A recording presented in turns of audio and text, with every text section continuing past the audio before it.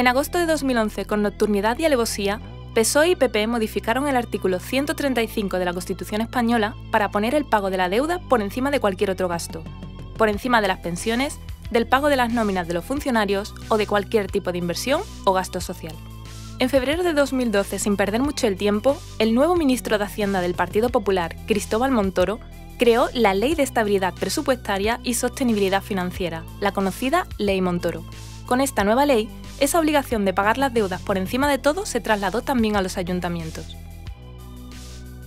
El primer plan de pago a proveedores se publicó en febrero de 2012. Montoro se sentó con los bancos más poderosos del país y repartió el pastel. De esta manera, los ayuntamientos no podían elegir banco ni negociar el tipo de interés. Entonces empezaron a florecer facturas que fueron pagadas sin ningún control. Facturas que no tenían partida presupuestaria, que tenían partida presupuestaria pero que se había gastado en otra cosa, servicios que no se habían realizado, facturas en pesetas o facturas duplicadas. Todo valía, pero nadie dijo nada.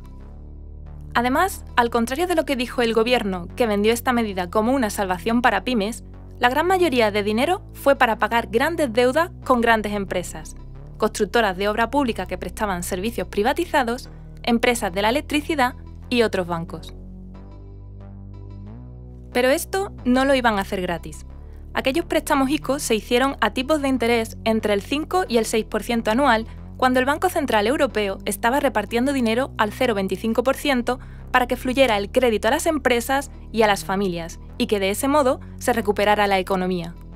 Pero claro, ¿por qué iban a prestar los bancos ese dinero a las familias y empresas asfixiadas por una crisis que ellos mismos habían provocado si podían prestar dinero a un interés 20 veces superior?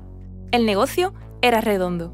Esto es posible gracias al Tratado de Maastricht y al maravilloso funcionamiento de esta nuestra Unión Europea. Según estas normas, el Banco Central Europeo no puede prestar dinero directamente a las administraciones públicas. Le da ese poder a los bancos. De tal manera que el Banco Central Europeo presta euros a las entidades financieras al tipo de interés que marca el propio Mario Draghi y son estos los que deciden a qué tipo de interés prestan a los países, las comunidades autónomas, los ayuntamientos o a cualquier persona. Un país o ayuntamiento no puede ir directamente a pedir dinero al Banco Central Europeo a los tipos de interés mínimos a los que están repartiendo ahora el dinero. Tienen que pasar por la ventanilla del banco. Si se anulara esa nociva norma que solo beneficia a las entidades financieras y que tan perjudicial es para la gente, los conceptos prima de riesgo o la confianza de los mercados no tendría sentido ni llenarían tantas portadas de periódicos. No se generarían discursos alarmistas de políticos porque no nos haría falta acudir a los mercados para obtener dinero. Iríamos directamente a esa institución supuestamente pública que supuestamente tiene que servir para que la economía europea funcione. Y obtendríamos el dinero más barato de lo que nos lo prestaría ningún banco o fondo de inversión. Y si te parece que este tipo de interés es muy alto y abusivo, ¿qué opinarías si además ese préstamo no tuviera ningún riesgo para el banco? Los préstamos ICO del plan de pago a proveedores venían avalados por el Ministerio de Hacienda. Esto quiere decir que si un ayuntamiento se retrasa en el pago mensual del préstamo, el banco le aplica el consecuente recargo por demora y luego va a tocar a la puerta del Ministerio de Hacienda. En ese siniestro edificio de Madrid, el Ministerio retiene al ayuntamiento la PIE, su participación en los impuestos del Estado. Ese dinero que le toca a cada municipio de lo que recaude el gobierno de nuestros propios impuestos y se lo entrega directamente al banco. Por lo que estos préstamos no tienen ningún riesgo para los bancos. ¿Cómo puede ser que los mismos que llevaron el país a la ruina son los únicos que se benefician de la ruina de los ayuntamientos? ¿Cómo es posible que después de rescatar a la banca, el gobierno de España, en vez de rescatar a la gente, vuelva a conceder un negocio asegurado a los bancos? ¿Cómo es posible que un préstamo sin riesgo pueda tener unos tipos de interés 20 veces superiores al precio del dinero?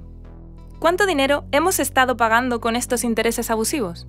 En definitiva, el plan de pago a proveedores fue un nuevo rescate a la banca encubierto, que ha costado millones de euros a los ayuntamientos y a los contribuyentes. Pero además, Montoro tampoco daba estos planes y estos préstamos gratis. De la misma manera que el Fondo Monetario Internacional exige reformas estructurales, ese bonito eufemismo para decir recortes y privatizaciones, Montoro también exigía planes de ajuste a los municipios que se adherían a este plan, obligando así a que los ayuntamientos hicieran recortes, subieran impuestos, privatizaran y, por supuesto, externalizaran servicios. Una de las medidas más nocivas de estos planes de ajustes fue la imposición de la tasa de reposición cero. Mediante esta imposición, los ayuntamientos no pueden sustituir las empleadas o empleados públicos si uno de ellos se da de baja o se jubila. Tampoco deja que se incremente la plantilla en caso de necesitar abrir un nuevo servicio público o cubrir alguna necesidad de empleo en el ayuntamiento. Pero inexplicablemente, las leyes Montoro sí que permiten que esos servicios y necesidades se cubran mediante la externalización y la licitación de esos puestos de trabajo. No permiten contratar a una persona, pero sí que permiten que se contrate a una empresa, aunque eso suponga pagar IVA a todos los jefes de la empresa, a sus accionistas y permita que esa empresa contrate de manera precaria a esos trabajadores y trabajadoras para ofrecer un precio competitivo.